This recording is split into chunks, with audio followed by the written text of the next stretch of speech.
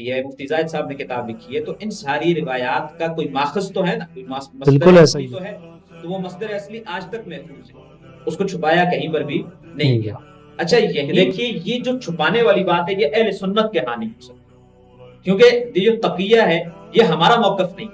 اہل سنت کے ہاں وہی بات جو ان ان کے کے دلوں عقیدے 80 سے 90% جو ائمہ کرام جو خطبہ پڑھتے ہیں ان میں حضرات اہل بیت کا نام لیتے ہیں، بلکہ آپ نے کہ اہل بیت اور صحابہ کرام یہ دو ایسے ہیں، ان کی محبت کا معاملہ ایسے ہے جیسے دو آنکھیں ہوں یا ایک پرندے کے دو پر، کہ سہائے ستہ میں حضرت ابوبکر صدیق رضی اللہ تعالیٰ عنہ، حضرت عمر فاروق رضی اللہ تعالیٰ عنہ، حضرت عثمان رضی اللہ تعالیٰ عنہ، ان تینوں کی روایات سے حضرت علی رضی اللہ تعالیٰ عنہ کی روایات زیادہ ہیں۔ اب وہ بسم اللہ الرحمن الرحیم، السلام علیکم، میں ہوں شمس الحق۔ ناظرین، سوشل میڈیا پر چونکہ یہ دور ہی سوشل میڈیا کا ہے، مختلف موضوعات زیر بحث رہتے ہیں، کچھ عرصے تک وہ چلتے رہتے ہیں، پھر کوئی ایک نیا موضوع آ جاتا ہے۔ حال ہی میں ایک بڑے اہم موضوع پر، اس سے پہلے بھی اس پر گفتگو ہوتی رہی ہے، لیکن ان دنوں یہ ایک بحث چھڑ پڑی ہے بڑے اہم موضوع پر، بلکہ بڑے حساس موضوع پر۔ وہ موضوع یہ ہے کہ اہل سنت والجماعت جن کو ہم کہتے ہیں،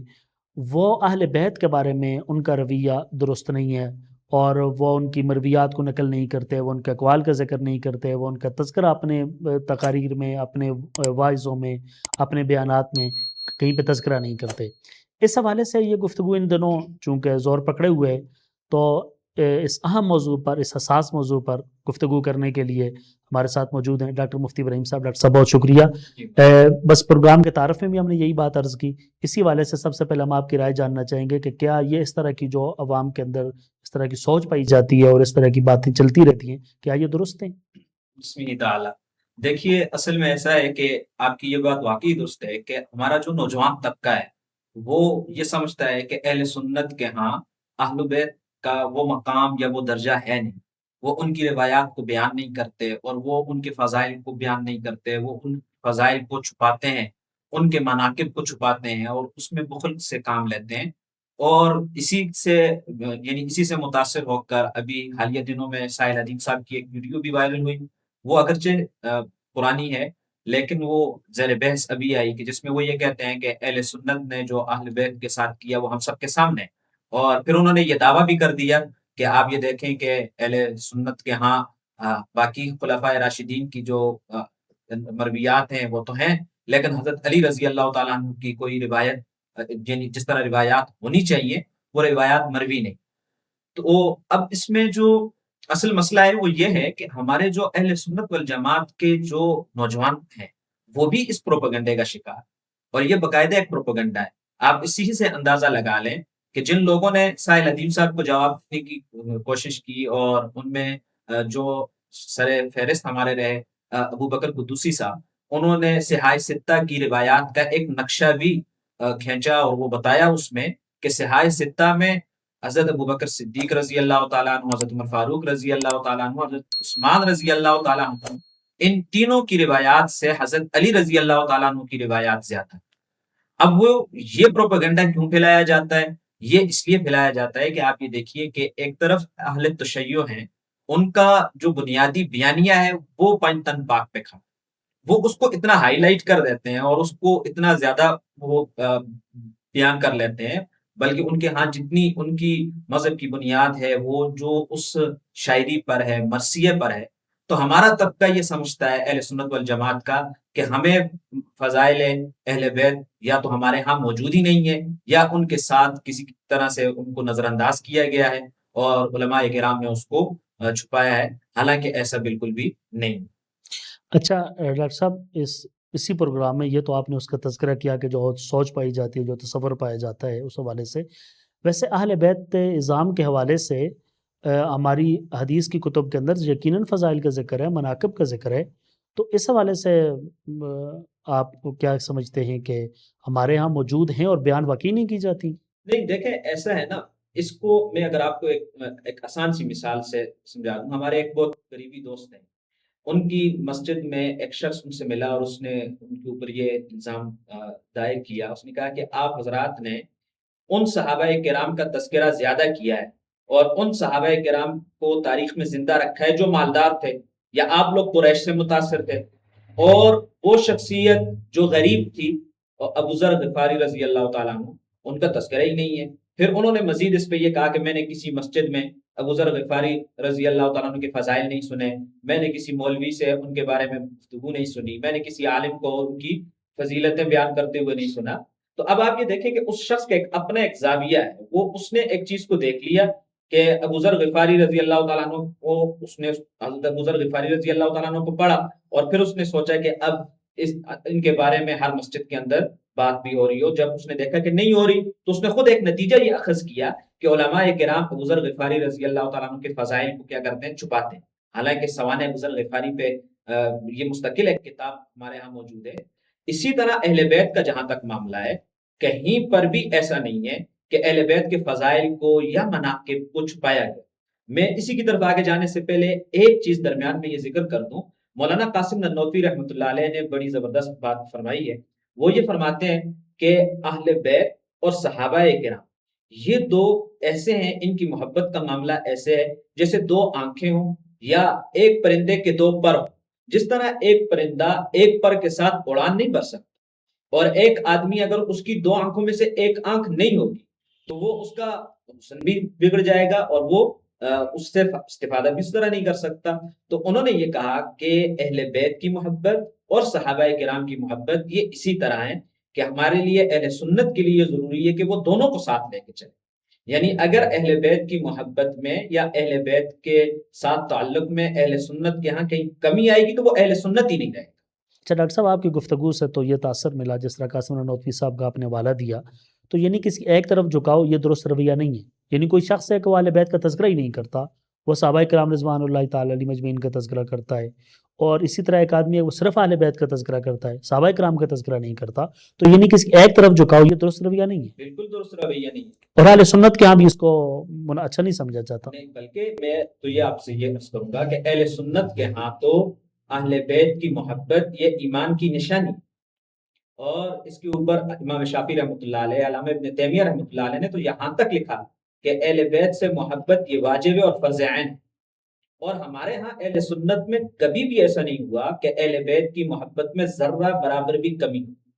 اچھا، اب آپ یہ دیکھیے، یہ اللہ کا فضل ہے کہ اہل سنت کو اللہ تبارک و تعالیٰ نے صحیح راستے پہ رکھا ہے کہ وہ اہل بیت کی محبت بھی اور صحابہ کرام کی محبت بھی دونوں کو ساتھ لے کے چلتے ہیں، یعنی وہ دونوں آنکھوں کی بھی رعایت رکھتے ہیں، دونوں پروں کی رعایت بھی رکھتے ہیں۔ لیکن ایسے لوگ جو صرف صحابہ کرام کی طرف ان کا جھکاؤ ہے، اور ان کے دل میں،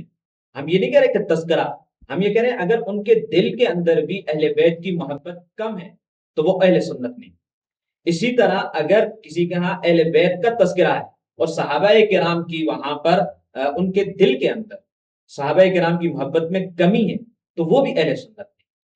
تو یہ بات بہت واضح ہو جانی چاہیے کہ اہل سنت کے ہاں اہل بیت اور صحابہ کرام ان دونوں کی محبت جو ہے وہ ہمارے ایمان کا حصہ ہے، اور وہ ان دونوں کو لے کے چلتے ہیں۔ کہیں پر بھی اہل سنت اہل بیت کے معاملے میں کسی بخل کے اور کسی بھی طرح کے ایسا نہیں ہے کہ ان کے فضائل کو چھپانے کی بات کسی حد تک درست ہو، کسی حد تک بھی درست نہیں۔ ہم نے ابھی تک جو گفتگو کی اس میں ایک تو ساحل ادیم صاحب کی طرف سے جو تاثر دیا گیا اس پر گفتگو کی کہ یہ اہل سنت کا یہ رویہ نہیں ہے، جی بالکل، اور یہ معظم کہہ سکتے ہیں کہ اس کی ان کی طرف سے الزام ہے، یا جو ان کا اپنا ایک انداز ہے کہ وہ اس طرح کی گفتگو کرتے ہیں اور پروپیگنڈا کرتے ہیں، تو یہ وہ ہو سکتا ہے، لیکن یہ اہل سنت کا ایسا کوئی معاملہ نہیں ہے۔ اچھا ڈاکٹر صاحب، آپ نے اپنی گفتگو میں تذکرہ کیا کہ اہل سنت کے ہاں باقاعدہ اہل بیت کا تذکرہ موجود ہے، ان کی روایات موجود ہیں، تو اس حوالے سے کون سی کتب کا تذکرہ آپ سامنے رکھیں گے کہ فلاں کتب کے اندر موجود ہے؟ دیکھیے، میں تو ایک بات تو یہ بہت واضح ہو جانی چاہیے کہ دیکھیں صحاح ستہ کی کتب، ابتدا ہم یہاں سے کرتے ہیں کہ صحاح ستہ کی کتب اہل سنت کے ہر مدرسے میں پڑھائی جاتی ہے، جی بالکل ایسا، اور جب تک کوئی آدمی صحاح ستہ نہ پڑھ لے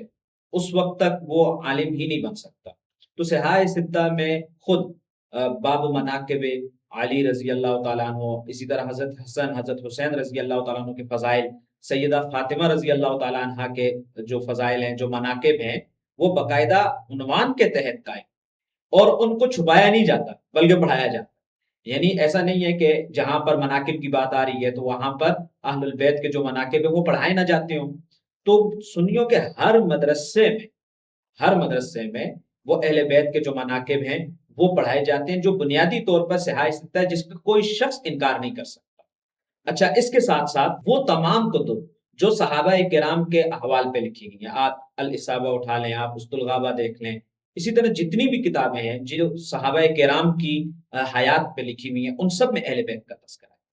اسی طرح تاریخ کی کتابیں اٹھا لیں، البدایہ والنہایہ دیکھ لیں، اور تاریخ کی کتابیں دیکھ لیں، جہاں صحابہ کرام کا تذکرہ ہے وہیں پر اہل بیت کا تذکرہ بھی موجود ہے۔ ایسا نہیں ہے کہ کسی جگہ پر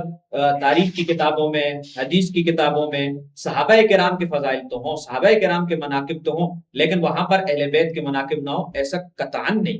بچہ میں اسی پہ آپ کو ایک دلچسپ بات یہ بھی بتا دوں کہ یہ الزام دیکھ کے بعض دفعہ انسان پروپیگنڈے کا شکار ہو جاتا ہے نا۔ آپ یہ دیکھیے کہ ہماری مساجد کے اندر، اہل سنت کی مساجد کے اندر جو جمعے میں عربی کا خطبہ ہوتا ہے، تو 80 سے 90% جو ائمہ کرام جو خطبہ پڑھتے ہیں ان میں حضرات اہل بیت کا نام لیتے ہیں، بلکہ آپ نے دیکھا ہے کہ وہ حضرت علی رضی اللہ تعالیٰ عنہ کا، چلو کوئی کہہ سکتا ہے کہ وہ چونکہ خلفائے راشدین کے نام لیے گئے، ان کا نام لے لیا گیا، لیکن الگ سے نام لیا جاتا ہے الحسن والحسین سیدہ شباب اہل الجنہ، اور یہ خطبہ مشہور ہے، سارے سنتے ہیں، ہر جمعے کو سنتے ہیں۔ اور سیدہ فاطمہ رضی اللہ تعالیٰ عنہ کا، حضرت عباس رضی اللہ تعالیٰ عنہ کا، تو باقاعدہ نام لیے جاتے ہیں، یہاں تک کہ اہل سنت کو خود یہ کہنا پڑا کہ نبی علیہ الصلوۃ والسلام کی باقی جو اولاد ہے ان کے بھی نام خطبوں میں کیا، جس طرح نواسوں کا تذکرہ ہوتا ہے تو یہ بھی کہا جاتا ہے کہ حضرت امامہ کا تذکرہ نہیں ہوتا، حضرت علی کا تذکرہ نہیں ہوتا۔ جی جی بالکل ایسے ہی۔ تو اب یہ سارے تذکرے دیکھیں ہمارے تو جمعوں میں بھی ہوتے ہیں، تو کہیں پر بھی ایسا معاملہ نہیں ہے کہ اہل بیت کے مناقب کو کسی بھی طرح، بلکہ میں نے آپ کے سامنے رکھا بھی مولانا قاسم نانوتوی رحمۃ اللہ علیہ کا ایک قول جو رکھا کہ انہوں نے یہ کہا کہ یہ دو آنکھیں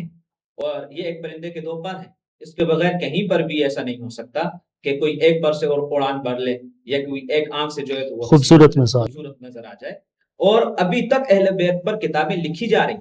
ایسا نہیں ہے کہ نہیں لکھی جا رہی، اور ابھی بھی ہمارے زمانے میں بھی کتابیں لکھی گئی ہیں، علامہ خالد محمود صاحب نے لکھی ہے، بلکہ مولانا طارق جمیل صاحب نے بھی کتاب لکھی ہے گلدستہ اہل بیت کے عنوان سے۔ تو اب آپ یہ دیکھیے ان ساری کتابوں کے اندر جو روایات ہیں، اگر وہ روایات چھپائی گئی تھی تو کیسے پہنچی؟ آخر یہ تو ساری ثانوی درجے کی کتابیں ہیں جو آج بھی لکھی جا رہی ہیں۔ مثلا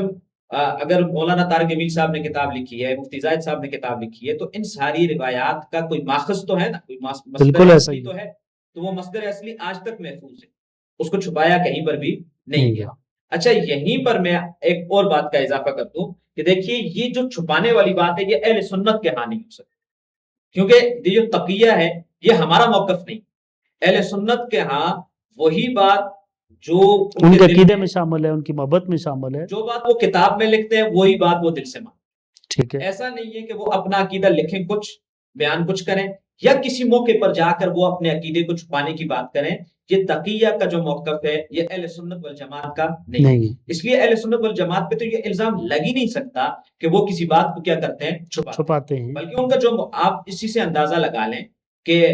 آج کل جو مرزا جہلمی صاحب کی وجہ سے اشرف رسول اللہ کا جو معاملہ اٹھا ہوا ہے، یا چشتی رسول اللہ کا معاملہ جو اٹھا ہوا ہے، اگر چاہتے تو ان کے لکھنے والے کتابوں سے اس کو ختم کر سکتے تھے، لیکن وہ جس کانٹیکس میں ہے تو اہل سنت نے اس کو اسی طرح رکھا ہے،